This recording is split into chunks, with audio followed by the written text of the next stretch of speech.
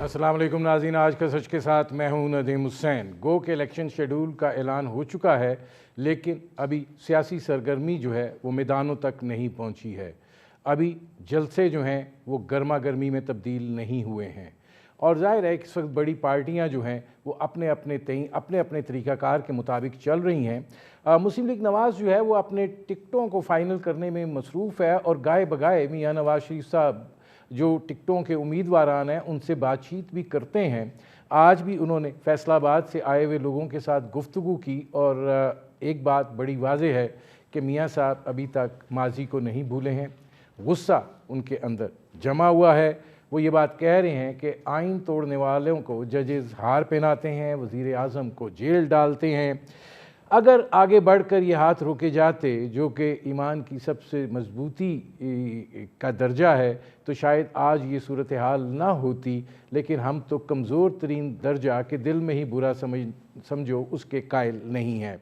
اس کے ساتھ ساتھ وہ یہ بھی سوال کر رہے ہیں کہ 2 سال کی محنت کا جو معاملہ ہے اس کا قوم کو پتہ چلنا چاہیے کہ وہ کیا تھی، اور اس کے نتائج جو ہے چونکہ پوری قوم نے بھگتے ہیں، لہٰذا اس کا جواب کا جاننا جو ہے وہ بھی عوام کا ایک استحقاق ہے۔ وہ یہ بات کہہ رہے ہیں کہ ہمارا امریکہ نے کچھ نہیں بگاڑا، ہمارا بھارت نے کچھ نہیں بگاڑا، ہمارا افغانستان نے کچھ نہیں بگاڑا، ہم نے اپنے پاؤں پر خود کلاڑی ماری ہے۔ بلاول بھٹو زرداری جو ہیں وہ بھی شہر شہر گھوم رہے ہیں۔ وہ آج کل لاہور میں ہیں، اور آج انہوں نے لاہور ہائی کورٹ بار جو ہے اس سے انہوں نے خطاب کیا، اور اس میں انہوں نے کہا کہ پاکستان میں اس وقت سیاسی پولرائزیشن ہے۔ سیاسی انتقام کی بات کرنا جو ہے وہ سیاست اور سیاسی جماعتوں کی شکست ہے۔ پرانے سیاستدان جو ہیں وہ پرانے طریقے سے لڑتے رہیں گے تو مسائل حل نہیں ہوں گے۔ آج ان کا کہنا تھا کہ ملک میں انتقام اور تقسیم کی سیاست ہے۔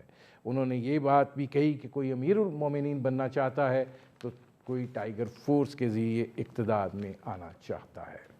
دوسری جانب پاکستان بار کونسل اور سپریم کورٹ بار نے اپنے الگ الگ اعلامیے میں چیف الیکشن کمشنر جو ہیں ان پر تحفظات کا اظہار کر دیا ہے۔ سپریم کورٹ بار نے چیف الیکشن کمشنر سے مستعفی ہونے کا مطالبہ کیا ہے۔ انہوں نے کہا ہے کہ موجودہ حالات میں چیف الیکشن کمشنر کو گھر جانا چاہیے، کیونکہ ان کے زیر نگرانی شفاف انتخابات ممکن نہیں ہیں۔ پاکستان بار کونسل کا عام انتخابات میں تمام سیاسی جماعتوں کے لیے یکساں فراہمی پر زور دیا ہے۔ بار کونسل نے الیکشن کمیشن کے انتخابی طریقہ کار، حلقہ بندیوں اور نشستوں کی تقسیم کے حوالے سے بھی سوالات اٹھائے ہیں، اور یہ کہا ہے کہ یہ تاثر بڑھ رہا ہے کہ موجودہ الیکشن کمشنر کی موجودگی میں شفاف انتخابات نہیں کرائے جا سکتے۔ پاکستان بار کونسل نے مطالبہ کیا ہے کہ سپریم کورٹ کمیشن کے ہر عمل کی توثیق کرنے کی بجائے ان تضادات کا نوٹس لے۔ یہ وہ صورتحال ہے جس کے اندر یہ انتخابات ہونے جا رہے ہیں۔ لوگ ہیں جو اس ساری صورتحال سے متفق نہیں ہیں، وہ یہ بھی سمجھتے ہیں کہ ان انتخابات کا نہ کوئی فائدہ ہے، نہ اس سے کوئی استحکام نکلے گا، نہ اس سے کوئی اچھے نتائج نکلیں گے۔ میری آج کی مہمان شخصیت جو ہیں وہ ایک سیزنڈ پولیٹیکل ورکر ہیں۔ وہ پارلیمنٹ میں پہنچے اور وزیر اعظم کے عہدے تک پہنچے، اور آج کل وہ حالات سے شاکی اور کچھ معاملات پر ناراض ہیں۔ میری آج کی مہمان شخصیت پاکستان کے سابق وزیر اعظم شاہد حقان عباسی۔ شاہد صاحب، پہلے تو ذرا آپ سے ایک اسیسمنٹ لیتے ہیں۔ یہ فرمائیے گا کہ اس وقت جو ملک کے اندر سیاسی صورتحال ہے، الیکشن شیڈول کا اعلان ہو چکا ہے، اور مختلف پارٹیز جو ہے جس قسم کے مراحل سے گزر رہی ہیں، اگر میں پوچھوں پاکستان کا سیاسی منظرنامہ آپ کو کیا دکھائی دیتا ہے؟ سر یہ بتائیں کہ آپ ایمان کے کون سے درجے پہ ہیں؟ پہلے کہ دوسرے یہ تو نواز شریف صاحب کو آپ نے جواب دیا۔ گھر بھی جا رہے ہیں، پہلے تک میں آپ کے ساتھ ہوں۔ نواز شریف صاحب کو آپ نے جواب دینا، لیکن بہرحال جی میں بہرحال پہلے تک آپ کے ساتھ ہوں۔ دوسرا اگر آپ نے اپنانا ہے تو میں راستہ تلاش کرتا ہوں۔ اب عمر زیادہ ہو گئی، اب معاملے برداشت نہیں ہوتے جی۔ تو کیا دیکھیں، میں نہ میں شاکی ہوں، نہ میرے کوئی تحفظات ہیں، نہ میری کوئی ناراضگی ہے۔ آپ سوال کرتے ہیں، میں جو میری سمجھ ہے اس کے مطابق جواب دے دیتا ہوں، اس کو آپ ناراضگی میں تبدیل کر دیتے ہیں۔ میں صرف یہ کہہ رہا ہوں کہ الیکشن کے بغیر آپ کا کوئی گزارا نہیں ہے۔ الیکشنوں نے ہونا ہے، یہ آئین کہتا ہے، یہ ضرورت ہوتی ہے۔ عام طور پہ الیکشن ملک کے مسائل کا حل ہوتے ہیں. ہمارے الیکشن ملک کے اندر انتشار مزید بڑھائیں گے، لیکن اس کا یہ مطلب نہیں کہ آپ الیکشن نہ کروائیں. الیکشن نہ ہونا اس سے بڑی خرابی ہوگی. اب ضرورت کس بات کی ہے؟ کیا الیکشن مسئلے کو حل کر دیں گے؟ بالکل نہیں کریں گے. اگر الیکشن متنازع بن گئے تو انتشار بے پناہ پھیل جائے گا. اس لیے آج ضرورت اس بات کی ہے کہ الیکشن کو غیر متنازع کرنے کے لیے، اس پروسیس کو آگے بڑھانے کے لیے، ملک کے مسائل حل کرنے کے لیے ہمیں آج آگے کا لائحہ طے کرنا ہے. متفقہ طور پر سیاسی لیڈر بھی بیٹھے، عسکری قیادت بھی بیٹھے، جوڈیشل لیڈرشپ بھی بیٹھے، اور یہ طے کریں ہم نے آگے ملک کو کیسے چلانا ہے. کیونکہ آج اداروں کے اندر جو اختلاف ہے، جو ابہام ہے گورننس کے نظام میں، وہ ملک کو آگے چلنے نہیں دیتا. یہ بات آپ کو سمجھنی چاہیے. اس پر اگر ہم نہ کچھ طے کر سکے، آگے نہ بڑھ سکے، پھر آپ کو الیکشن مزید مشکلات میں اضافہ کریں گے. آپ یہ کہہ رہے ہیں کہ آپ یہ فوج بیٹھے، عدلیہ بیٹھے، سیاستدان بیٹھ کے فیصلہ کریں آگے کا لائحہ عمل کیا ہونا چاہیے. مطلب جمہوری عمل کے اندر تو الیکشن آپ نہیں سمجھتے آگے کا لائحہ عمل ہوتا ہے، اس کے نتیجے میں ایک حکومت وجود میں آتی ہے، جمہوریت آگے چلتی ہے، معاملات آگے چلتے ہیں. عام طور پہ یہی ہوتا ہے. میں نے پہلے کہہ دیا، عام طور پہ یہی ہوتا ہے. آج غیر معمولی حالات ہیں. آپ کے ملک میں تفریق جس حد تک پہنچ گئی ہے، جہاں پر جمہوری قدریں ختم ہو گئی ہیں، جہاں پارلیمانی قدریں مٹا دی گئی ہیں، وہاں پہ آپ کیا سیاست چلائیں گے؟ کون سی سیاست چلائیں گے؟ اور اس میں جب آپ کے الیکشن متنازع ہو گئے، پھر کیا باقی بچے گا؟ اس لیے آج ہم سب کے دعوے جو ہیں وہ حب الوطنی کے ہیں، ملک کی محبت کے ہیں. اس کا تقاضا ہے. یہ 200 آدمی کی میں بات نہیں کر رہا، یہ 6 8 10 لوگوں کی بات ہے جو ایک لیڈرشپ شو کریں. آج ملک کو ضرورت لیڈرشپ کی ہے. پاکستان کی 76 سال کی جو تاریخ ہے، یہ لیڈرشپ کی ناکامی کی داستان ہے. آج آپ کو لیڈرشپ شو کرنی ہے، ورنہ ان حضرات کو تاریخ معاف نہیں کرے گی. یہ میں بتا دوں آپ کو. شاید خاقان عباسی صاحب سمجھنے کی ضرورت ہے. مطلب آپ یہ فرمائیے، جب آپ کہتے ہیں آج پاکستان کو لیڈرشپ کی ضرورت ہے، آپ یہ کہہ رہے ہیں یہ 6-10 شخصیات جو ہیں یہ بیٹھیں فیصلہ کریں، کیا آپ یہ کہنا چاہ رہے ہیں کہ بغیر الیکشن کے کوئی ایسا سیٹ اپ، اس میں سے کسی کو بنا کے ایک نظام کو چلایا جائے؟ کیا کیا جائے؟ نہیں، میں کیا کہہ رہا ہوں، میں یہ کہہ رہا ہوں آج الیکشن 2 مہینے دور ہے نا. آج بیٹھ جائیں اور فیصلہ کریں اس کے بعد ملک کیسے چلے گا. اتفاق کر لیں میجر ایشوز پر. اسپیسیفک یہ چارٹرز کی بات میں نہیں کر رہا ہوں، میں ایگریمنٹ پرنسپل کی بات نہیں کر رہا ہوں، اسپیسیفک ایکشنز کی بات کر رہا ہوں کہ آپ نے ملک میں کیا کرنا ہے. کیا آپ اختیارات کے تعین کی بات کر رہے ہیں؟ اختیار نہیں، تعین کی بات نہیں کر رہا. میں اسپیسیفک ایکشنز کی جس کو سب سپورٹ کریں. سب جانتے ہیں یہ شاید دنیا کی تاریخ میں پہلی دفعہ ہے کہ ایک ملک میں تمام سیاسی قوتیں 2 سال کے عرصے میں، ہر سیاسی لیڈر جو ہے، ہر سیاسی پارٹی جو ہے 2 سال کے عرصے میں اقتدار میں رہی ہے، اور وہ کچھ نہیں کر سکی. ملک کا معاملہ مزید زوال کی طرف ہی گیا ہے.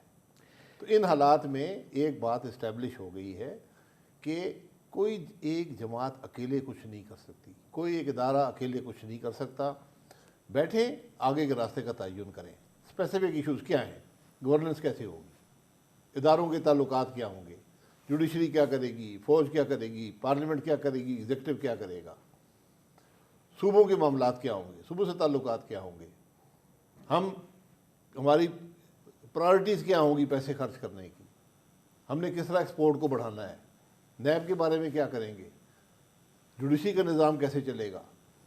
آپ کے نظام کا ہر حصہ آج یا مفلوج ہے یا تباہ حال ہے. اس معاملے میں اقتدار کی جنگ جو ہے، الیکشن کی ہوتے اقتدار کی جنگ ہوتی ہے نا، کہ جناب ندیم صاحب نہیں لے لیں میں لے لوں کرسی. اور ہمارے تو مزید ہوتا ہے کہ کوئی کہتا ہے لاڈلا بن گیا ہے، کوئی کہتا ہے وہ پتہ نہیں کیا فیوریٹ ہو گیا ہے، کوئی لیول پلینگ فیلڈ نہیں ہے. یہ مسائل پاکستان کے آج کے مسائل نہیں ہیں. پاکستان کے مسائل باہر نکلیں، آپ اس نظر آئیں. میں شاید خاقان عباسی صاحب آپ کی اسی گفتگو سے یہ سوال بھی ابھرتا ہے. آپ یہ بات کہہ رہے ہیں کہ جتنی حکومتیں رہی ہیں کوئی بھی ڈیلیور نہیں ہو پایا. آپ کی یہ سوچ جو ہے وہ آج پیدا ہوئی یا اس وقت بھی تھی جب مسلم لیگ نواز حکومت میں آتی تھی، یا آپ وزیر اعظم پاکستان تھے اور آپ کو یہ احساس اس وقت ہوا کہ کچھ ہو نہیں رہا، ہونے نہیں دیا جا رہا، کوئی لائنز ڈرا ہونی چاہیے؟ لیکن میں اس خرابی کا خود حصہ ہوں. یہاں کوئی بری الذمہ نہیں ہے، نہ ندیم حسین بری الذمہ ہے، نہ شاہد عباسی بری. اس بات کو چھوڑ دیں. احساس کب ہوا؟ معاملات ہمیشہ خراب سے خراب تر ہوتے جا رہے تھے، لیکن کچھ امید تھی کہ ہم معاملات کو درست کر سکتے ہیں. ہر حکومت ایک جذبے سے آتی تھی، ہاں میں اب مینیج کروں گا، کچھ درست کروں گا، کچھ وہ درست کر لیتے تھے. لیکن جو 2018 سے عمل شروع ہوا وہ اتنی ایک تیزی سے زوال کا سلسلہ تھا جس کو ہم اب مینیج نہیں کر سکے. یہ اب آپ اس پہ گفتگو کر سکتے ہیں کہ وہ سارا بلڈ اپ ہو رہا تھا اس کے پچھلے 10 15 20 30 40 سال سے، اور وہ وہاں پر آ کر ایک نقطہ انتہا کو پہنچا. لیکن آج حالت یہ ہے کہ آپ کے پاس کوئی سپیس نہیں ہے. نہ آپ کے پاس فزیکل سپیس ہے، نہ آپ کے پاس پولیٹیکل سپیس ہے، نہ آپ کے پاس فارن پالیسی میں کوئی سپیس ہے. آج بہت ہی غیر معمولی حالات ہیں ملک کے، اور بدقسمتی یہ ہے کہ اس بات کو نہ سمجھنے نہ ماننے پر کوئی تیار ہے. ہم نے یہ معاملہ ایک دفعہ پہلے دیکھا تھا، آج سے 53 سال پہلے ہم نے یہ چیز دیکھی ہوئی ہے. آپ نے پتہ نہیں آپ بڑے میں بڑا ہوں، بٹ ہم دونوں نے یہ دیکھا ہوا ہے. ایسٹ پاکستان ہندوستان کی یقیناً خواہش ہوگی، بالکل وہ نہیں چاہتے تھے پاکستان مضبوط ہو، لیکن ایسٹ پاکستان جو ہے وہ ایک الیکشن کے پروسیس کی نفی کرنے کی وجہ سے علیحدہ ہوا. خواہشات آپ کے دشمنوں کی ہمیشہ رہتی ہیں، لیکن وہ آپ کو 2 لاکھ نہیں کر سکتے تھے. آپ نے جب الیکشن کا رزلٹ نہیں مانا، اور یہ ایک بڑی کنٹرڈکشن ہے ہماری ہسٹری میں کہ پاکستان میں ایک ہی فری اینڈ فیئر الیکشن ہوئے، اور اس کے نتیجے میں اور اس کے نتیجے میں ملک 2 لاکھ 2 لاکھ. تو اس کے نتیجے میں نہیں، اس کے نتیجے کو نہ ماننے. اچھا، اب اس میں یہیں سے یہ سوال پیدا ہوتا ہے کہ اب اگر آپ اس وقت کی صورتحال دیکھیں تو supreme court, bar, Pakistan bar council, election chief election commissioner کے بارے میں کہہ رہے ہیں وہ جانبدار ہیں. وہ یہ کہہ رہے ہیں کہ جی استعفیٰ دے دیں. وہ یہ کہہ رہے ہیں کہ جی ان کے ہوتے ہوئے الیکشن جو ہیں وہ شفاف نہیں ہوں گے. پھر ہر پارٹی جو ہے، ہر پارٹی بلا تفریق لیول پلینگ فیلڈ کی بات کر رہی ہے. ایسی فضا کے اندر اگر یہ الیکشن ہوتے ہیں، اس کے نتائج یا یہ الیکشن جو ہے اس کی قبولیت جو ہے اور پھر اس کی شفافیت جو ہے، اس کی صورتحال کیا ہوگی؟ ملک کا چیف الیکشن کمشنر کہہ رہا ہے کہ الیکشن 8 اکتوبر کا ہوں گے، 8 فروری 8 فروری کا ہوں گے. چیف جسٹس صاحب کہہ رہے ہیں 8 فروری کا ہوں گے. ملک کا وزیر اعظم کہہ رہا ہے 8 فروری کا ہوں گے. ملک کے آرمی چیف کہہ رہے ہیں 8 فروری کا ہوں گے. ندیم حسین صاحب کہہ رہے ہیں اگر الیکشن 8 فروری کو ہوئے. اسی میں سب کا آپ کی ساری بات کا جواب ہے. نہیں کہ ندیم حسین صاحب صرف آپ نہیں ہیں. میں یہاں سے نیچے جاؤں گا نا، آپ کے جتنے بھی سٹاف ملے گا پوچھے گا الیکشن ہو رہے ہیں جی، 2 مہینے سے کم عرصہ رہ گیا ہے. نہیں، وہ 8 فروری کو اب الیکشن تو ہو رہے ہیں، یہ تو بات طے ہے. چلے اگر کا لفظ نکال دیں تو اب یہ بات بالکل آپ کی درست ہے کہ ابھی الیکشن شیڈیول اناؤنس نہیں ہوا، اور یہاں پر صدائیں بلند کر رہے ہیں سارے کہ فلانا لاڈلا بن گیا ہے، میں پیچھے رہ گیا ہوں، میں بننا چاہتا تھا، وہ کسی اور کو بنا گئے ہیں، مجھے موقع نہیں دیا، میں پتہ نہیں ایز لیول پلینگ فیلڈ چاہتا ہوں. یار الیکشن پروسیس چلنے تو دو نا، بالکل آپ کا حق ہے. اور میں یہ کہہ رہا ہوں کہ اگر آپ یہ الیکشن متنازع بن گئے، اس خرابی سے بچیں، آپ بہت بڑے انتشار کے شکار ہو جائیں گے. یہ ساری بات ہے. آپ کو کیا لگتا ہے کہ یہ الیکشن جو ہے، میں نے آپ سے یہی سوال کیا نا کہ جس طریقے سے یہ باتیں ہو رہی ہیں، حلقہ بندیوں پہ بات ہو رہی ہے، پھر چیف الیکشن کمشنر کے اوپر کہ جی شفاف الیکشن ہی نہیں ہو سکتے، وہ لوگ جو قانون کی علم برداری کرتے ہیں وہ یہ بات کہہ رہے ہیں، تو پھر آوازیں کون کہہ رہے ہیں؟ پاکستان بار کونسل اور پاکستان بار کونسل کہہ رہی ہے تو وہ جائیں. پاکستان بار ایسوسی ایشن کہہ رہی ہے, انہوں نے ایسوسیشن اعلامیہ ہے, دی ہیں. وکلاء ہیں, ان کے پاس سپریم کورٹ بار ہے, جہاں بھی ہے وہاں سے خود جا کے پٹیشن کریں, بتائیں ان کو کہ کیا کہاں پر دھاندلی ہو رہی ہے الیکشن میں. یہ نہیں کر سکتے. جس اپنے ادارے کے اندر رہے نا, ان کا کام پولیٹیکل سٹیٹمنٹ دینا نہیں ہے. وہ دیتے ہیں, جب وہ میرے حق میں دیتے ہیں بڑا خوش ہوتا ہوں, جب میرے خلاف دیتے ہیں میں ناراض ہو جاتا ہوں. وہ بات ایک طرف کر دیں. اگر وہ حقیقی طور پر اس بات کے سے پریشان ہیں کہ آج ملک میں الیکشن جو ہے وہ متنازع ہوتا جا رہا ہے, تو جائیں سپریم کورٹ کے پاس, بتائیں کہ کس طریقے سے متنازع ہو رہا ہے. سپریم کورٹ کو ریلیف دے گا. یہی ایک ادارہ ہے. اگر چیف الیکشن کمشنر پر آپ کو اعتراض ہے, جو حکومت اور اپوزیشن کی متفقہ رائے سے بنا تھا, اس میں کوئی اختلاف نہیں تھا, تو پھر جا کر بات کریں. پھر سپریم کورٹ ہٹا دے چیف الیکشن کمشنر کو, اس کا اختیار ہے. مطلب یہ آپ صرف اسٹیٹمنٹ دینے سے بات نہیں بنے گی. شاہد خاقان عباسی صاحب یہ فرمائیے گا کہ آج چونکہ نواز شریف صاحب ٹکٹوں کو فائنلائز کر رہے ہیں, پارلیمانی بورڈ کے اجلاس ہو رہے ہیں, ان کی صدارت میں ہو رہے ہیں, وہاں پہ وہ جو لوگ آتے ہیں ان سے گفتگو بھی کرتے ہیں, آج بھی انہوں نے گفتگو کی, ایسے دکھائی دیتا ہے غصہ ان میں جمع ہوا ہے. آپ کو لگتا ہے کہ وہ موجودہ جو اسٹیبلشمنٹ ہے اس کے ساتھ وہ کیا کہا جائے چلنا چاہتے ہیں, نہیں کوئی بات کر رہے, لیکن جو ماضی ہے اس کو وہ نہیں بھول پا رہے, اور وہ کہتے ہیں قوم کو پتہ چلنا چاہیے 2 سال کی جو محنت تھی وہ کیا تھی, جس کے نتیجے میں پاکستان جو ہے وہ اس نہج پر پہنچا کہ سب کچھ ملیا میٹ ہو گیا اور وہ ملک ترقی کر رہا تھا اس کو ڈیریل کیا گیا. ان کا وہ احتساب چاہتے ہیں. یہ ان کا حق ہے, یہ حق ان سے کوئی نہیں لے سکتا. اگر انہوں نے کچھ حالات ایسے فیس کیے ہیں جس سے وہ سمجھتے ہیں کہ ملک کا نقصان ہوا ہے, ان کا ذاتی طور پہ اس میں جو انہوں نے تکلیف اٹھائی ہے وہ اپنی جگہ پر ہے, وہ ملک کی بات بھی کر رہے ہیں, تو ان کو بھی پٹیشن کرنی چاہیے. میں سمجھتا ہوں بالکل وہ بات کر رہے ہیں, پٹیشن کر دیں سپریم کورٹ میں. اگر کوئی ملک میں خرابی ہوتی ہے, آئین توڑا جاتا ہے, تو آپ کا حق ہے کہ آپ پٹیشن کر دیں کہ جناب یہ ہوا ہے, میں کہ ایک درخواست دے رہا ہوں آپ کے سامنے. اس حوالے سے کچھ اور سوال ہے لیکن مجھے ایک بریک لینا پڑ رہا ہے. ناظرین, پاکستان کے سابق وزیر اعظم شاہد خاقان عباسی سے ہماری گفتگو جاری ہے. وقت ہوا ایک مختصر سے کمرشل بریک کا, ملتے ہیں اس وقت. شاہد خاقان عباسی صاحب, یہ جو 2 سال کی محنت تھی, یہ اس کے آپ بھی یعنی شاہد 2 سال کی بات ہے.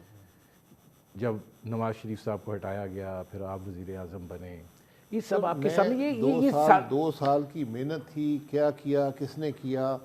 میری گزارش یہ ہے, ہمیں اب اس سے ذرا باہر نکلنا پڑے گا. آپ کے پاس فورمز موجود ہیں. یہ آج پولیٹیکل معاملہ نہیں رہا, آج ملک کے مسائل کچھ اور ہیں, لوگ یہ نہیں سننا چاہتے. اگر آپ یہ سمجھتے ہیں, اور یہ بالکل درست بات ہے کہ اگر ہم ماضی سے سبق نہیں لیں گے, اس کو درست نہیں کریں گے, تو پھر آپ کا مستقبل بھی درست نہیں ہوگا. میں اس بات سے اتفاق رکھتا ہوں. لیکن اگر آپ ماضی میں ہی پھنسے رہیں گے, پھر آپ مستقبل درست کرنے کے قابل ہی نہیں رہیں گے. اس لیے یہ دونوں چیزوں کو اکٹھا چلانا پڑے گا. آج پولیٹیکل پارٹیز کا کام ہے کہ اس ملک کے عوام کو بتائیں کہ وہ آگے کے لیے کیا کریں گے. ان کے لیے ماضی کی تکلیفات کا, ماضی کی مشکلات کا ذکر کر کے ہم آگے کیا لوگوں کو دیں گے. لوگ تو پوچھ رہے ہیں یار میری معیشت کیسے بہتر ہوگی. لوگ پوچھ رہے ہیں کہ ملک ترقی کیسے کرے گا, میری ترقی کیسے ہوگی. میں ان کو کہوں کہ نہیں, بڑا ظلم ہوا تھا آج سے 8 سال پہلے. یہ بات اب چلے گی نہیں نا. میں بالکل یہ نہیں کہتا کہ اس معاملے کو بالکل چھوڑ دیں. وہاں پر جو ہوا ہے آپ جائیں عدالت میں, یقین کریں, یہ آپ کا حق ہے. میرے ساتھ ظلم ہوا ہے, مجھے جانا چاہیے عدالت میں. یا جس طرح میں ہمیشہ کہتا ہوں, ایک ٹروتھ کمیشن بنا دیں. ایک ٹروتھ کمیشن بنا دیں جو اس معاملے کو ایمان کے پہلے درجے سے دوسرے درجے پہ لے آئے گا. مطلب آپ کا نواز شریف صاحب کے لیے مشورہ یہ ہے کہ وہ ماضی سے نکلیں, مستقبل کی بات کریں اور ماضی کی تکلیف کو عدالت میں لے جائیں. میں ان کو مشورہ نہیں دے سکتا. میرے وہ 35 سال کے ساتھی ہیں، میرے لیڈر ہیں، میرے دوست ہیں، میں ان کو مشورہ نہیں دے سکتا۔ آپ نے جو سوال کیا ہے، میرے نزدیک اس معاملے کا حل یہ ہے کہ مستقبل کو دیکھیں۔ سیاسی لیڈر کا کام ہوتا ہے ان سب چیزوں کو ابزارب، جو ظلم ہوا ہے ابزارب کریں، اس کو برداشت کریں۔ یہ فرق ہوتا ہے ایک عام آدمی میں، پولیٹیکل لیڈر میں۔ وہ بہت کچھ برداشت کرتا ہے لیکن پھر بھی کام کرتا رہتا ہے کہ ملک کی بہتری ہو جائے، عوام کی بہتری ہو جائے۔ یہ کام ہوتا ہے پولیٹیکل لیڈر کا۔ اگر میں ہی بیان کرتا رہوں جو مظالم ہوئے، سب لوگوں کو پتہ ہے کیا ہوا ہے ملک کے اندر، لوگوں کو اس کا فیصلہ پولنگ سٹیشن میں کرنے دیں۔ ایک سوال اس حوالے سے پھر ذرا آگے بڑھتے ہیں، یہ فرمائیے گا کہ جتنی اس وقت سیاسی پولرائزیشن ہے، نفرت کی بنیاد پر تقسیم ہے، اور یوں لگتا ہے کہ یہ الیکشن جو ہیں یہ سیاسی پارٹیوں کے درمیان نہیں ہونے جا رہے، یہاں کچھ اور ہی اس کی طرز بنا دی گئی ہے۔ آپ کو لگتا ہے کہ یہ پرامن انتخابات ہوں گے اور یہ جو سیاسی پولرائزیشن ہے اس میں سے ایک استحکام نکل پائے گا کہ مستقبل کے حوالے سے جو سوچ ہے اس کو کوئی تقویت دی جا سکے؟ دیکھیں، میں خواہش ہی کر سکتا ہوں، دعا ہی کر سکتا ہوں کہ پرامن ہوں گے۔ آپ جو ملک پرامن آپ کی انتخابات نہ کروا سکے۔ آپ کی سیاسی بصیرت کیا کہتی ہے؟ میں سیاسی بصیرت کی بات نہیں ہے، حقیقت کی بات ہے، سامنے نظر آ رہا ہے نا۔ آج ملک میں بے پناہ انتشار ہے، تفریق ہے۔ اسی لیے میں کہہ رہا ہوں کہ الیکشن سے پہلے ان معاملات کو طے کر لیں، آپ نے آگے کرنا کیا ہے، ورنہ کچھ نہیں ملے گا الیکشن سے۔ آپ الیکشن لڑ رہے ہیں؟ میں الیکشن نہیں لڑ، یہ آپ کا حتمی فیصلہ؟ یہ میرا فیصلہ ہے۔ مطلب آپ کہتے تو رہتے ہیں اور ظاہر ہے کہ آپ کا الیکشن نہ لڑنے کی وجہ جو ہے وہ بنیادی طور پر یہی ہے کہ اس سے پارٹی کو کوئی ذکر نہ پہنچے؟ نہیں، ایسی کوئی بات نہیں ہے۔ میری party P M L N ہے، میں اس کی سیاست سے جو آج ہے اتفاق نہیں کرتا۔ میں معذرت چاہتا ہوں، میرا اتفاق نہیں ہے، میرا اس کا اظہار یہی ہے کہ میں الیکشن نہ لڑوں۔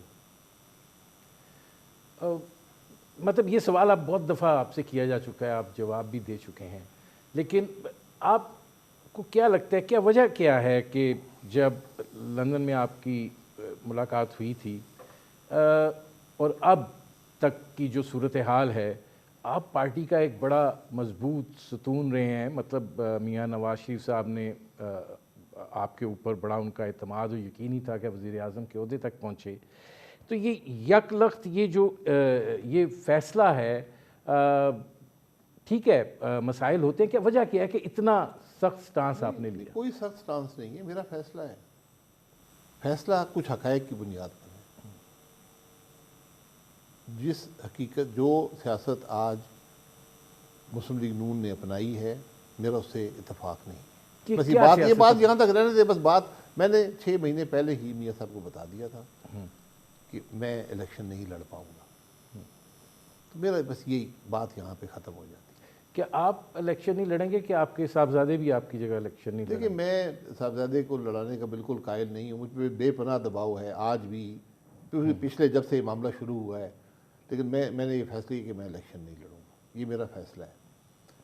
تو وہ معاملہ ادھر ہی رہنے دیں۔ میرا کوئی شکوہ، ناراضگی، اختلاف، کوئی چیز میری نہ جماعت سے نہ کسی شخص سے ہے۔ میرا صرف جو سیاست ہے، میرا اس سے آپ اس کی تشریح بھی نہیں کرتے کہ کیا طرز سیاست ہے؟ طرز سیاست، اقتدار کی سیاست کا میں قائل نہیں ہوں۔ سیاست اقتدار کے لیے ہوتی ہے، لیکن صرف اقتدار کی سیاست کا میں قائل نہیں۔ کیا اس میں آپ بیساکھیوں کے استعمال کے بھی قائل آج نہیں؟ اقتدار کی سیاست جو ہے وہ ملک کو نقصان دے گی۔ میں یہ کہہ رہا ہوں کہ یہ سب باتیں ایک طرف رکھ دیں۔ میاں نواز شریف صاحب اس ملک کے سب سے سینئر ترین پولیٹیشین ہیں ملک کی تاریخ کے، صرف آج کے نہیں، ان پر بہت بڑی ذمہ داری ہے۔ اگر وہ بھی اقتدار کی سیاست کی نظر ہو گئے تو میرا خیال ہے ملک کا بہت نقصان ہوگا۔ اب اس کو کریدنا شروع کر دیں، میں نے بات کر دی ہے، بس اب اس کے بعد پھر ایمان کا دوسرا درجہ آ جاتا ہے۔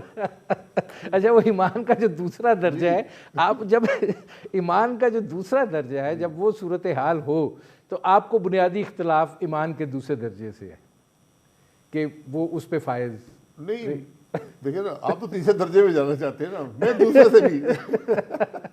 سے بھی قدم پھونک کے پہنچتا ہوں. بہرحال وہ بس جو بات ہے کہنے کی وہ کہہ دی ہے یار اس میں. اچھا اب یہ بتائیں کہ آپ یہ بھی بڑا سن رہے تھے، آپ بڑے اکٹھے تھے، مصطفیٰ نواز کھوکھر، مفتاح اسماعیل اور آپ، اور یہ بات تھی کہ کوئی پارٹی جو ہے وہ تشکیل دی جا رہی ہے، بڑے زور و شور سے اس پر اس وقت آپ کچھ ہنٹ بھی کر رہے تھے، کیا ہوا؟ کوئی ایسی ہنٹ نہیں تھی. ہم نے ایک فورم بنایا تھا کیونکہ ملک میں جو فورمز تھے جہاں پر عوام کے مسائل کی بات ہوتی تھی، جہاں ملک کے مسائل ان کے حل کی بات ہوتی تھی، وہ مفلوج تھے. ہم نے کہا کہ ہم ایک فورم بناتے ہیں جہاں کم از کم آواز تو بلند ہو. ہم نے ری امیجننگ پاکستان کا فورم بنایا. 6-7 ہم نے اس کے پروگرام کیے، ہر صوبے کے اندر کیا، اور اس کو بڑی پذیرائی حاصل ہوئی کیونکہ ہم کسی کے نہ خلاف بات کر رہے تھے، نہ کسی کی حق میں کر رہے تھے، نہ کسی پر تنقید کر رہے تھے، نہ کسی کی تائید کر رہے تھے. ہم بات کر رہے تھے کہ یہ ملک کے مسائل ہیں، یہ ان کا حل ہے، اس کے بغیر معاملہ آگے نہیں چلے گا. مقصد یہ تھا کہ سیاسی جماعتیں جاگ جائیں. ان کو ہمارا کام تھا ان کو جھنجھوڑنا. وہ تو نہیں جھنجھوڑے، وہ نہیں جاگے. وہ آج بھی ایک جماعت بھی نہیں ہے جو یہ بات کرتی ہو کہ ملک کے یہ مسائل ہیں، میرے پاس یہ حل ہے. نہ ہی وہ شاید یہ بات کرنے کے قابل ہیں کیونکہ سب اقتدار میں رہ چکے ہیں. صلاحیت بھی نظر آ گئی ہے عوام کو. اب کیا کریں گے؟ اس لیے اس کے بعد مستقبل میں ایک یا زیادہ سیاسی جماعت بنے گی. ایک جماعت بنے، کئی جماعتیں بنے، یہ بنیں گی کیونکہ ان جماعتوں نے، جو بڑی جماعتیں ہیں، آج ایک سپیس کریٹ کر دی ہے ملک میں اس جماعت کے لیے جو عوام کے مسائل کی بات کر سکے، اس کے حل کی بات کر سکے، صلاحیت کا مظاہرہ کر سکے. اس وقت دیکھا جائے گا کیا سیاست مستقبل کی ہوتی ہے. لیکن یہ باتیں الیکشن کے بعد کی. نہیں چلیں، الیکشن کے بعد کی ہیں. آپ یہ بات کہہ رہے ہیں کہ سیاسی پارٹی جو ہے وہ تشکیل پا جائے گی. میں اس کا حصہ ہوں یا نہ ہوں، سیاسی جماعت یا جماعتیں ہوں گی، یہ فطری بات ہے. نہیں، اس وقت بھی تو کئی نئے حصے وجود میں آ گئے ہیں نا. ایک پارٹی کے 3-4 حصے ہو گئے ہیں. اسی طرح آپ کی پارٹی کے بھی حصے ہوئے تھے. اب سوال جو ہے نا شاہد خاقان عباسی صاحب، وہ یہ ہے کہ آپ ہوں، مصطفیٰ نواز کھوکھر ہوں، مفتاح اسماعیل ہوں، آپ بھی اقتدار میں رہے. جو ہے وہ سامنے ہے کہ کیا پرفارمنس رہی. اب اگر آپ یہ کہتے ہیں کہ سپیس پیدا ہو گئی ہے تو سپیس میں لوگ کہاں سے آئیں گے؟ یہی آپ کے 1000 1200 1500 لوگ ہیں. پروسیس کو موقع دینا. لوگ ہیں اس ملک کے اندر جو درد رکھتے ہیں. آج لوگوں کو اس درد کا احساس ہے. آج وہ لوگ جو پولیٹیکل پروسیس میں حصہ نہیں لیتے تھے، وہ اس پریشانی میں کہ ملک کے مسائل کا حل نہیں ہوگا ان کے بغیر، وہ آنا چاہتے ہیں پولیٹیکل سسٹم میں. آپ کو یہ آپ دیکھیں گے، میں اس میں حصہ ہوں یا نہ ہوں، آپ دیکھتے جائیں کیا ہوتا. سر ایک پارٹی جو دعوے دار تھی کہ ہم تبدیلی لائیں گے، 1 کروڑ روپیہ تو صرف وہ ٹکٹ کا تھا. آپ کی پارٹیاں بھی ٹکٹ کے لیے پیسے لیتے ہیں. پاکستان تحریک انصاف کی، پھر آپ کی پارٹی میں پھر اس کے اوپر اتنا پیسہ لگتا ہے الیکشن جیتنے کے لیے، جو خرچہ ہوتا ہے، جو سب کچھ ہوتا ہے.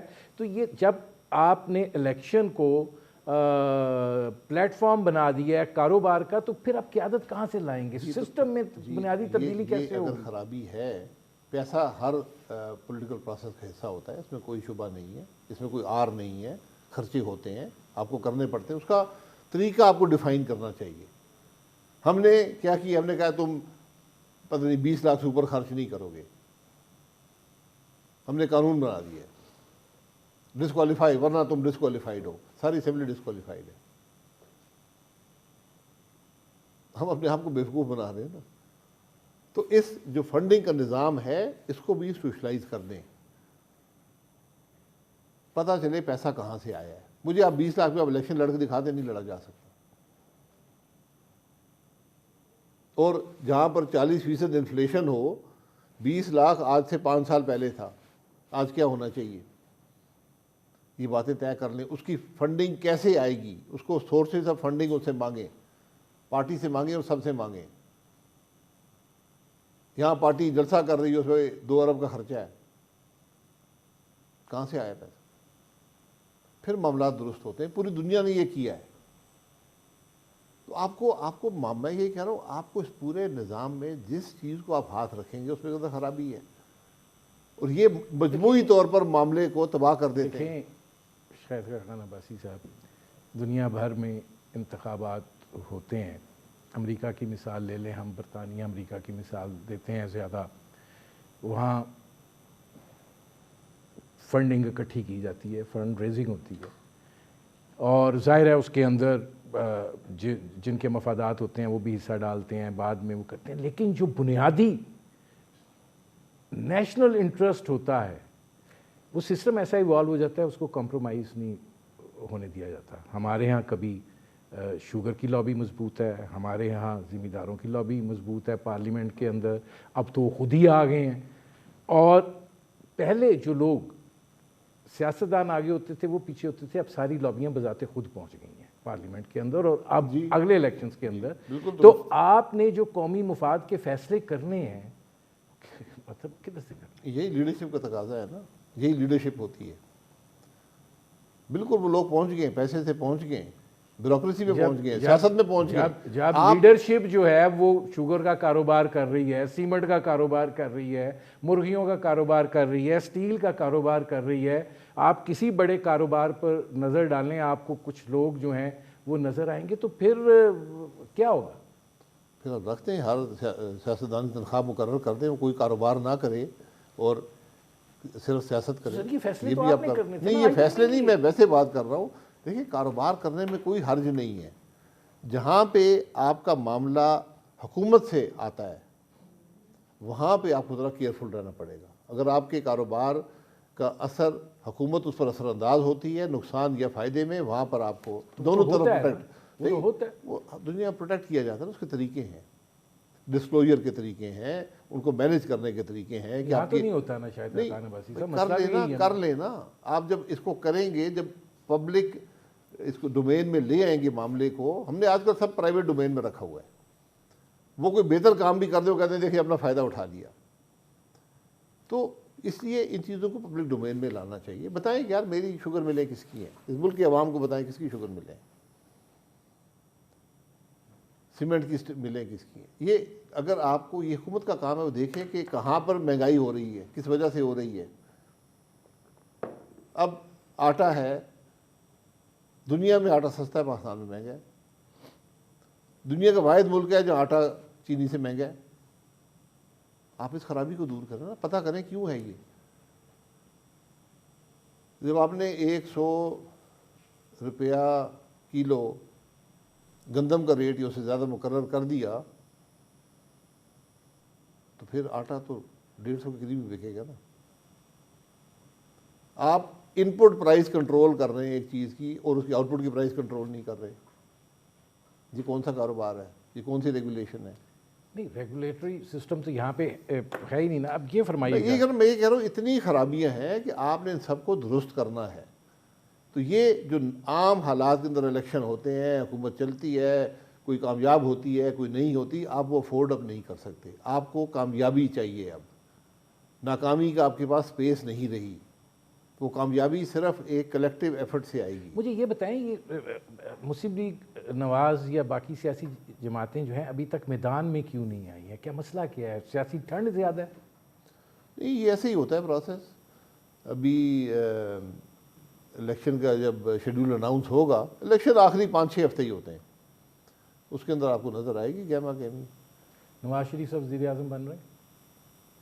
اگر پارٹی ووٹیں حاصل کرے گی تو میرا خیال وہی امیدوار ہیں، لیکن ابھی تک جہاں تک میری نالج ہے ان پہ وہ ڈسکوالیفیکیشن موجود ہے جو سپریم کورٹ نے کی یہ تو مسئلہ حل ہو گیا ہوا ہے، یہ تو کوئی اب ایشو ہی نہیں ہے۔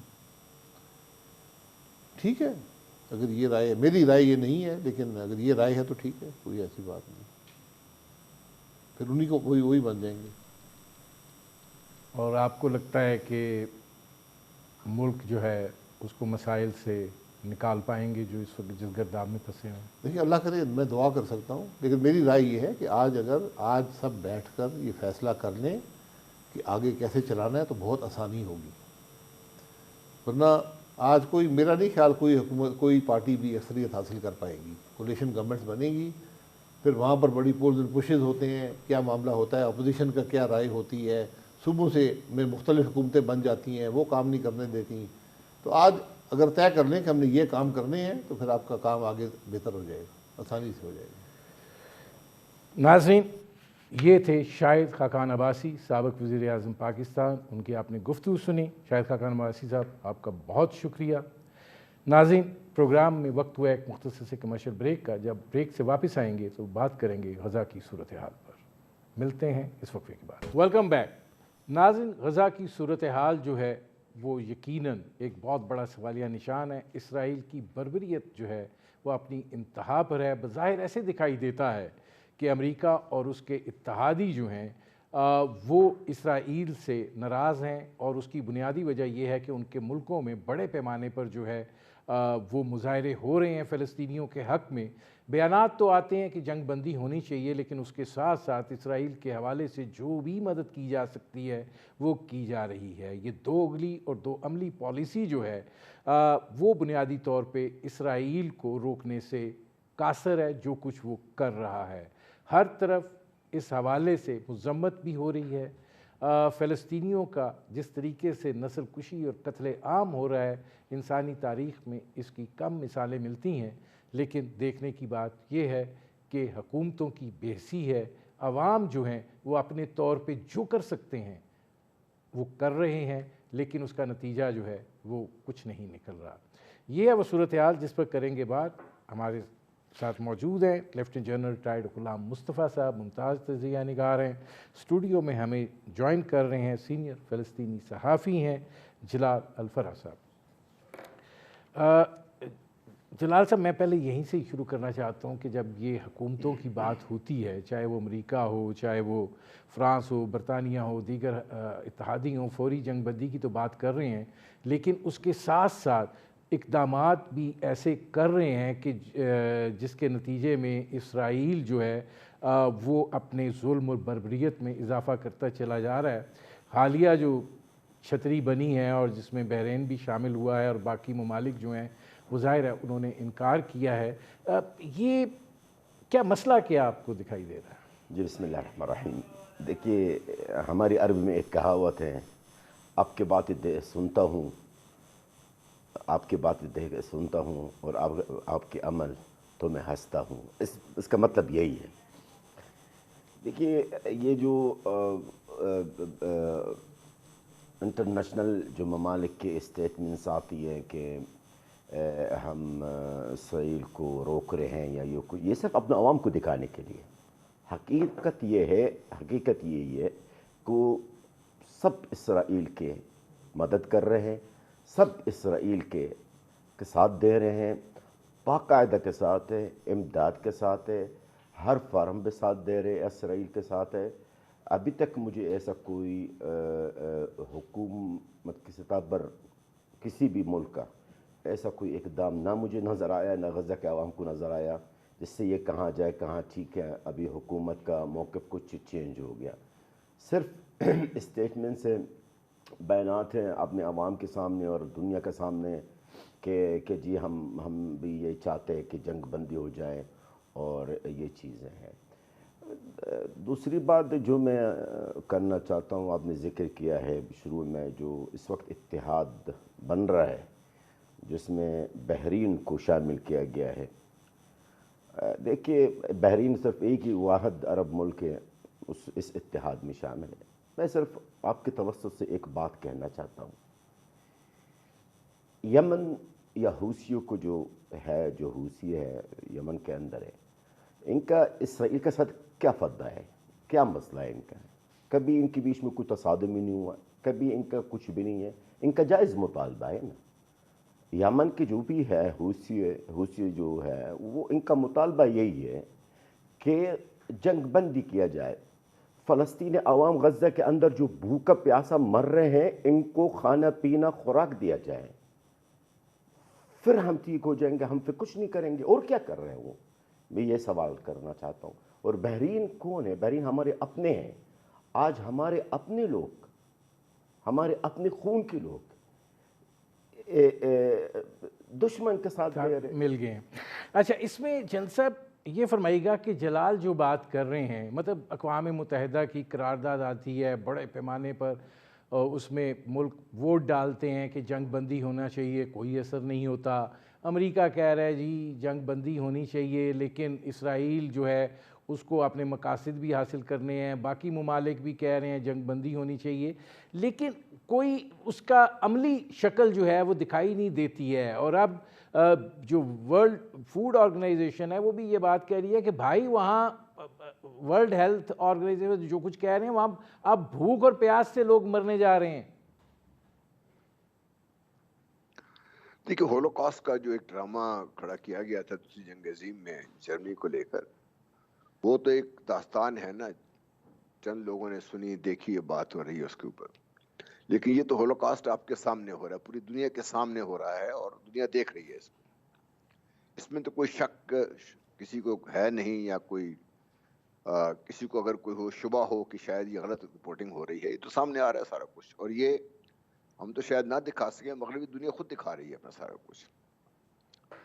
دوغلے سٹینڈرڈ کی بات نہیں ہے، بات یہ ہے کہ ان کے مقاصد کیا ہیں مغربی دنیا کے، اور وہ یہاں سے حاصل کیا کرنا چاہتا ہے، اور کیوں اسرائیل کو اتنی چھوٹ دی جا رہی ہے، اتنی ڈھیل دی جا رہی ہے کہ وہ اپنے مقاصد حاصل کر لے ایک فیز کے تحت۔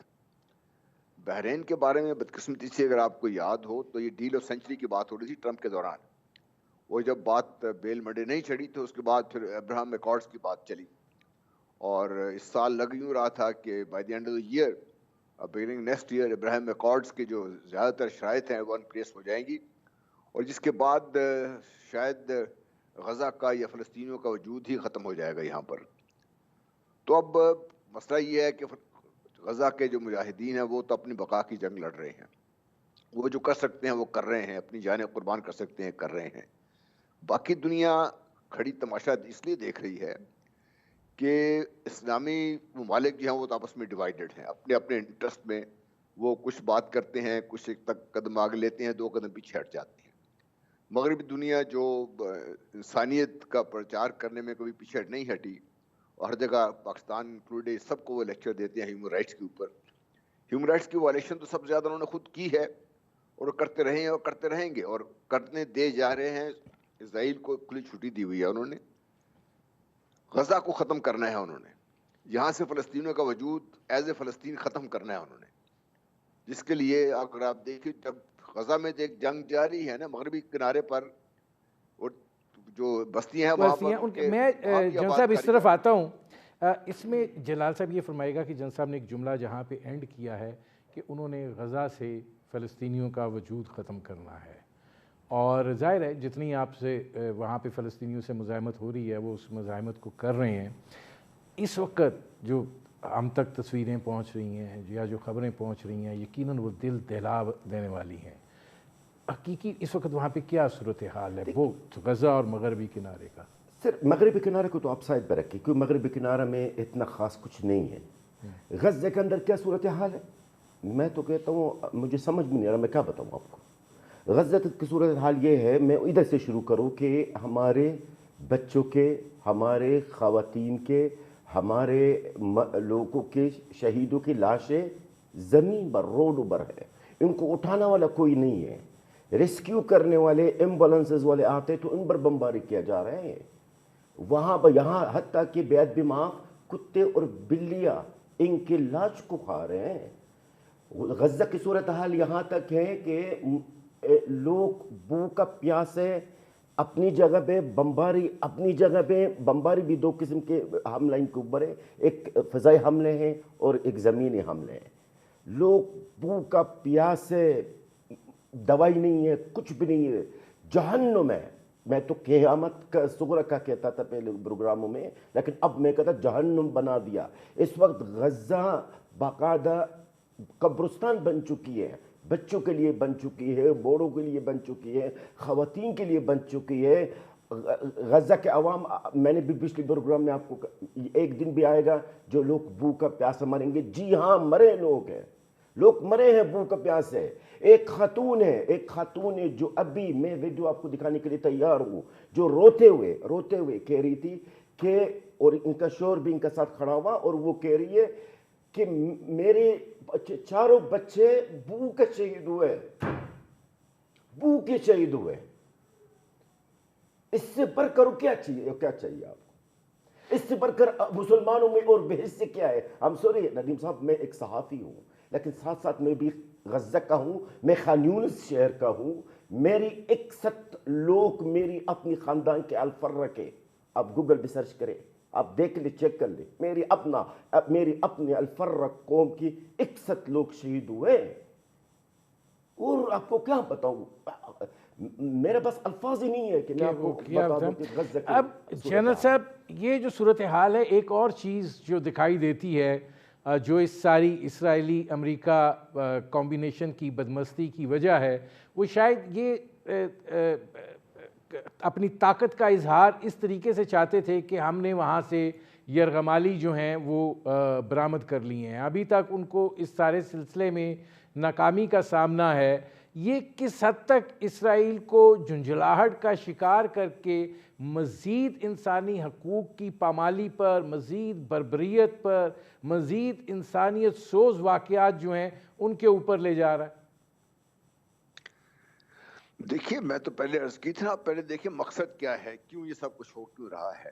اگر مقصد ہمیں سمجھ آ جائے تو پھر ہمیں سمجھ آئے گا کہ مغربی دنیا کیوں اتنا بیک کیوں کر رہی ہے۔ میں جو کہہ رہا تھا نا پہلے کہ وہ چپ کے جو مغربی کنارے ہیں وہاں پر بھی اپنی بستیاں جو ہیں وہ بھی کر رہے ہیں، جو 2 اسٹیٹ سولوشن کی ساری دنیا بات کر رہی ہے وہ تو انہوں نے خود ختم کر دیا، وہ اس کو چاہتے ہی نہیں ہے۔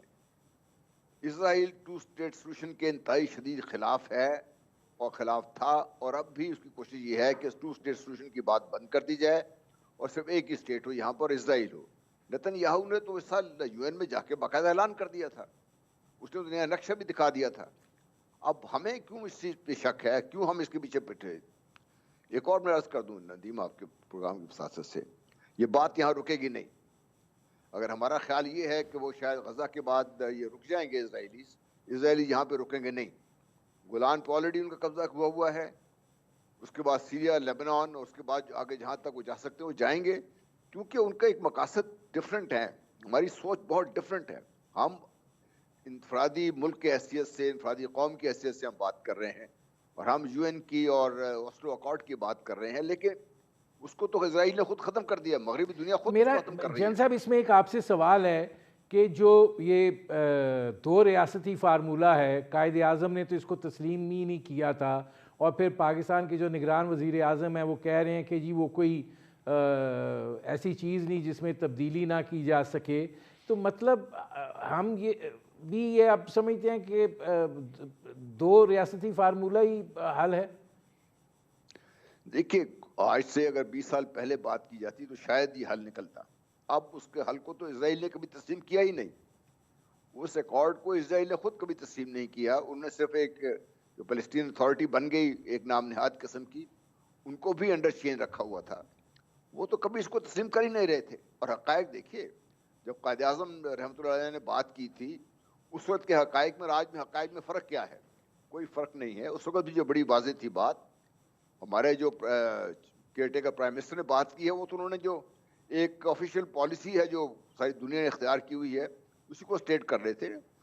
آپ آج کے حالات میں دیکھ لیجیے کیا بات ہے، آپ کیسے یہ کہہ سکتے ہیں کہ وہاں پر تاریخی حقائق کے پس منظر میں صرف اسرائیل کو رہنے کا حق ہے، وہاں پر فلسطینیوں کا حق ہے، چاہے وہ فلسطینی مسلمان ہیں، فلسطینی کرسچنز ہیں یا فلسطینی یہودی ہیں، ان کا حق ہے وہاں پر۔ ریاست صرف ایک ہی ہے، اور وہ فلسطینی ریاست ہے۔ جلال صاحب، جن صاحب جو بات کر رہے ہیں اور 2 ریاستی فارمولے کی بہت بات ہوتی ہے، آپ کیا سمجھتے ہیں؟ 2 ریاست کا جو فارمولہ ہے، ہم یعنی جو سب سے پہلے بات تو اس میں کاکڑ صاحب کا وزیر اعظم پاکستان کا جو نگران وزیر اعظم، ان کا قصور نہیں ہے، قصور ہمارا ہے۔ وہ کیوں؟ کیونکہ ہماری PLO یا صفات صاحب وہ خود اس بات پہ راضی ہو گیا تھا 2 اسٹیٹ ریاست ہے، 2 آزاد ریاست ہے، اور موجودہ حکومت ہمارے جو محمود عباس صاحب کے، جب وہ خود راضی ہے اس بات پہ تو ظاہر ہے کہ جب وہ فلسطین اگر ابھی میں کاکڑ صاحب سے پوچھتا ہوں آپ کون ہوتے ہیں کہ فلسطین کو تقسیم کرنے والے، تو مجھے یہ کہیں گے کہ آپ کے بڑوں نے دی ہے، اب آپ کے بڑوں کی باتیں میں وہی فالو کر رہا ہوں۔ تو ان میں کسی کا قصور نہیں ہے. دو آزاد ریاست کا جو فارمولہ ہے یہ شروعات کس نے کی ہے؟ ہماری حکومت نے کی ہے. افسوس کے ساتھ یہ کہنا پڑ رہا، میں ان کا کوئی مخالف نہیں ہوں، لیکن حق اور سچ بات تو یہی ہے. لیکن اب جس طرح جنرل صاحب نے فرمایا، دیکھیے اسرائیل، میرا بھی یہی رائے آج سے نہیں 20 سال سے یہی ہے، کبھی بھی آزاد ریاست فلسطین قائم ہونے نہیں دیں گے. جس طرح جنرل صاحب نے فرمایا ہے یہ تو ہمارے ہی خاتمہ کرنا چاہتے ہیں.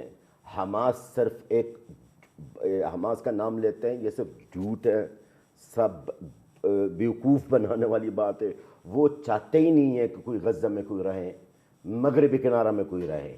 لیکن الحمدللہ آج میں آپ کو اور جنرل صاحب بھی سن رہے ہیں میری بات، اور پاکستانی عوام دنیا سن رہی ہے، ہمارے مجاہدین غزہ کے اندر ہیں، اتنے گئے گزرے نہیں ہیں کہ وہ اس طرح احتیاط ڈالیں گے اور وہ ختم ہو جائیں گے. جنرل صاحب کیا نظر آتا ہے آپ کو کہ میرے پاس آخری 1.5-2 منٹ ہیں، یہ فرما دیجئے کہ مستقبل کی کیا صورتحال دکھائی دیتی ہے؟ اب انسانی المیہ تو وہاں پہ رونما ہو چکا ہے، یہ کہنا کہ ہوگا یہ اب بہت پیچھے کی بات رہ گئی ہے. دیکھیے غزہ کو اسرائیل ختم کرنے کو اس میں لگا ہوا ہے، اس میں کامیابی کی کوشش جتنی ہے اس میں مغرب دنیا کو سپورٹ کر رہی ہے. جب یہاں پر ان کا جو تسلط ہے وہ مضبوط ہو جائے گا تو مغربی کنارے پہ جو فلسطین اتھارٹی محمود عباس صاحب کی بات کر رہے ہیں وہ تو خود بخود ختم ہو جائے گی. نیکسٹ سٹیج پہ آپ دیکھیے ایجپٹ ایک طرف کھڑا ہوا ہے، لیبنان دوسری جگہ کھڑا ہوا ہے، سیریا تیسری جگہ پہ کھڑا ہوا ہے، تو سامنے ٹارگٹ نشانے پر ہے نا. ان کو آئسولیٹ کر لیا ہوا ہے انہوں نے آلریڈی، ان کو آئسولیٹ کر کے ماریں گے ان کو اس کے بعد، کیونکہ وہ تو یہاں پر رکنے والے نہیں ہیں. مجھے کبھی اس بات میں شک نہیں رہا کہ اسرائیل اپنا جو گریٹر اسرائیل کا جو منصوبہ تھا اس کو جامع پہنانے کے لیے عملی اقدامات کر رہے ہیں، اور یہ اس کا ایک فیز ہے. یہ فیز مہینہ چلتا ہے، 2 مہینے چلتا ہے، اور اگر ہمارے اپنے جو مسلم ممالک ہیں متحد ہو کر کھڑے ہو کر ایک لائن ڈرا نہیں کر دیں گے یہاں پر، اور انسانیت کی جو تسلیل ہو رہی ہے اس کو روکنے کے لیے آگے نہیں بڑھیں گے، تو پھر باری سب کی آئے گی. باری سب کی آئے گی. میرے پروگرام کا وقت ختم ہو رہا ہے. بہت شکریہ lieutenant general retired Ghulam Mustafa صاحب، بہت شکریہ جلال صاحب. ناظرین آپ نے ہمارے پینل کے شرکاء کی گفتگو سنی، اب تک کے لیے اتنا ہی، اجازت دیجیے، اللہ حافظ.